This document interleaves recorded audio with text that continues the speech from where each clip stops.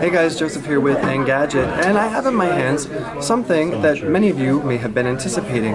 We're here with Samsung, and they're showing us the update to this, which is the GS3, which was inspired by nature. And now what you're looking at here is the Galaxy S4. Yes, that's the actual number 4, not the Roman numeral, and as you can see, it's inspired by the GS3. From a really quick glance, you can see that there's not much difference in the design aesthetic. In fact, it kind of looks like the GS4 is a more stretched out version, and that's because this now sports a 5-inch display, and yes, it is 1080p. It is a full HD Super AMOLED panel, so Samsung's saying that's a first, and it's quite vibrant.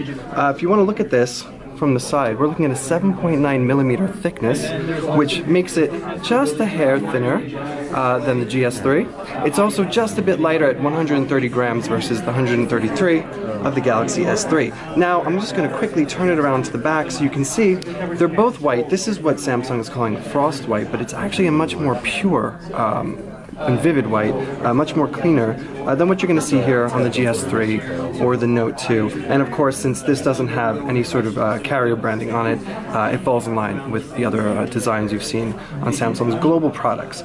Right here on back, that is a 13 megapixel camera, so right away you know it is a bump up from the 8 megapixel on here. And part of the story for the GS4 is the enhanced camera, which Samsung is really stressing. So we'll just go into that really quickly, show you here. You can hear the little sounds, they're no longer water inspired. Then we'll go straight into the camera and you can see that it has an interface that it borrows, if we tap here on mode, from the Galaxy camera. So you're looking at the mode wheel that you can scroll through. You have options for panorama, something Samsung is calling erasers, so that if there are photo bombers in the background, as you can see highlighted here in pink, or sort of noise or motion blur, you can take a couple burst shots, tap on that highlighted portion, and remove it from your final shot. Now, the other big innovation in the camera is that it does a dual recording and dual shot mode. So if you want, you can go ahead and tap this icon, and what it's going to do, we can affect it, is it's going to pop up an option over here which we can scroll through a template. So this is the stamp option, but you can do oval blur, there's a heart shape, and what it does is it'll take the front-facing image and it'll put it there, which we can also swap around if we tap on this icon. And so you can take photos, whatnot, include yourself. There's also dual recording, and that does 1080p video as well. A few other notable things that come in the camera portion are cinema shot, which will allow you to use a burst mode, basically. And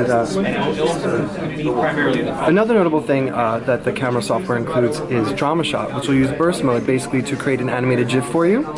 There will also be something that they're calling sound and shot, which will take a still photo and do about up to 9 seconds of audio. So let's just take a quick tour of the front face of the device, since we haven't gotten to that before. So up here you can see there are a range of sensors. That's a 2 megapixel front-facing camera. Down here, the same sort of home button layout, except the home button here is a bit blockier. It's more rectangular. It doesn't have that sort of stylized curving of the GS3. And again, the capacitive buttons for back. Let's see if we can turn it on. For back and for the taskbar are there, but they're hidden when you're not affecting them. Over here on the right, you can see there is the volume rocker and a little notch here to pull off the removable back. And we should note that underneath there's a 2600 milliamp hour battery, which is again just a slight bump up from the GS3. And if you're sort of getting the notion here that this is just an evolution to the GS3, well, you've cottoned on to exactly what the GS4 is overall. Down here you can see the speaker grill, same allotment as you're seeing on the Note 2. And then here on the left side is a more elongated, it's a bit thinner, more refined looking volume rocker. At the base, you have your micro USB port that is also MHL compatible. Now, the phone will come in 16, 32, and 64 gigabyte iterations. There's also the option for micro SD expansion up to 64 gigabytes, so you should have more than enough memory. Now, one of the things you're probably all wondering is what exactly is the processor inside? And right now, we can't specify the whole story because Samsung hasn't shared that with us yet, but we do know that there will be an Exynos 5 Octa version and some unspecified Snapdragon. It's all depending on regional availability. And as this is a global pre-production model, we can't specify just what we're using. But as you can see, navigation is pretty smooth, although it doesn't seem as mind-blowing as an Exynos 5 Octa should. Alright, so a couple of other new innovations that Samsung's put in here, and we're going to see if we can show you, is a bunch of gestures. They're building upon what they did in the GS3 before, and so you're getting things. Maybe if we can pull up Flipboard, we could show this to you. It's building it right now. But you can actually go ahead, and if you tap, or actually if you hover, AirView now works with your finger. As you can see here, we had to get pretty close, but it'll show up a preview. Just hover over Flipboard and you can see it pulls up a preview, and then if we hover very closely on one of those, it should affect bringing up the actual article. Now another thing that should be enabled, and you can go ahead and if you pull down from notifications, you'll see this icon grid here. You can go ahead and turn all these on and off. It's a very simple way to toggle them, especially for users that might be overwhelmed by what you're seeing. And while we're in here, we can just go through it really quickly and show you. You still have S-Beam, you still have NFC, you have AirView, which is enabled, which allows you to sort of hover your hand, Air Gesture, which allows you to hover over, up, down, left, or right to scroll through articles. AirView, Smart Stay, which unfortunately does not have the eye tracking you've all heard about. What it does is it uses facial recognition to acknowledge when you're tilting the phone up or down to scroll. So we'll go ahead and see if we can show you some of that. Now if we go back to the home screen and pull up the browser here, just by simply waving our hand up or down, we can scroll up and down the screen. We can also go side to side if the camera picks it up, and scroll through different pages within the browser. Now this also works in the gallery as well.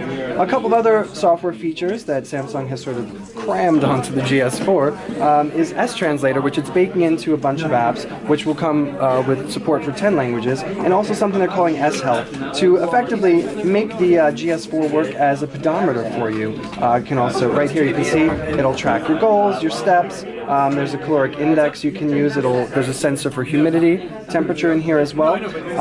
And to pair with this, there's a whole bunch of accessories that Samsung has sort of created. There's the S-Band, which is similar to something like the Jawbone Up, which sort of dupes the functionality of this and will sync with it over Bluetooth 4.0. There's also a scale, for those of you that want to take it to the extreme. And we should note, just in general, as an accessory, the new flip cover for this looks much similar to the Note 2 and GS3, except it has a cutout preview window here, which will let you look at your alerts, any sort of notifications, look at music, and as well as reject calls.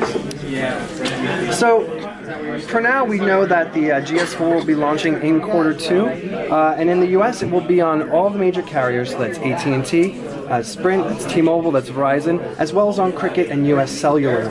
Again, we don't know what regions are going to be getting the Exynos 5 Octa or the Snapdragon variants, but Samsung will elaborate that on a bit later. So that's it. This is the Samsung Galaxy S4. Joseph with Engadget. Thanks for watching.